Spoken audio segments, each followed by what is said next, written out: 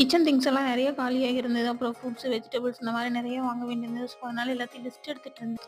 எந்த வேலை எது எப்படி இருந்தாலும் நம்ம கிரைண்டர் எப்பவுமே ஒர்க்கிங் கண்டிஷன்ல தான் இருக்கும். எல்லாத்தையும் செக் பண்ணி இல்லாத திங்ஸ் எல்லாத்தையும் நோட் பண்ணியாச்சு. ஒரு வழியா எல்லாத்தையும் லிஸ்ட் எடுத்து முடிச்சாச்சு சாப்பிட்டுக்கிட்டே. திங்ஸ் வாங்க கிளம்பிட்டாலே காய் ஒரு இடம், வெஜிடபிள்ஸ் ஒரு இடம், மளிகை சாமான் ஒரு இடம் தேடி தேடி வாங்க வேண்டியதா இருக்கு. இதே நம்ம ஊர் சைடா இருந்தா ஒரே ஒரு சந்தை, ஒரு மளிகை கடை அதோட வேலை முடிஞ்சிரும். வெளிய எங்கேயாவது போனா ஹெல்மெட் போட மறந்துடாதீங்க. Helmet must. ஆல்சோ சின்ன வயசுலாம் கட்டப்பை தூக்கிட்டு போறதுனாலே ஒரு மாரி ஷையா ஃபீல் பண்ணுவேன். இப்பலாம் எங்க போறதுனால ஒரு கட்டப்பை இல்லாம போறதில்ல. பிகாஸ் அதுக்கு தனியா காசு குடுக்க முடியாதுல்ல. அதனால தான். வெளிய எங்கேயாவது போயிட்டு வந்தாலே மூஞ்செல்லாம் அப்படியே ஒரே ரயில் இன்ஜினுக்கு கரி அள்ளி போட்டுட்டு வந்த மாரியே ஒரு ஃபீல். எல்லா திங்ஸையும் எடுத்து லிஸ்ட் எடுத்துட்டு எது எது இருக்கு, இல்ல எல்லாம் வாங்கிட்டேனான்னு செக் பண்ணிட்டு எல்லாத்தையும் ஃப்ரிட்ஜ்ல எடுத்து ஸ்டோர் பண்ணி வச்சாச்சு. நான் வாங்கியிருந்த வெஜிடபிள்ஸ்லாம் அளவே இல்லாம ஃப்ரிட்ஜ்ல வைக்க இடமே இல்ல. அவ்ளோ வாங்கி வச்சுட்டேன் போல இந்த டைம். அடுத்து என்ன கிளீனிங் ஒர்க் தான். எல்லாத்தையும் கூட்டி பெருக்கி அள்ளி கொட்டுறதுக்குள்ளேயும் செம்ம டயர்ட் ஆயிட்டேன் இன்னைக்கு நான். ஃபேஸ் வாஷ் பண்ணிட்டு வந்ததுக்கு அப்புறம் தான் எனக்கு உயிரே வந்தது. சென்டர்ல இந்த தலைவலி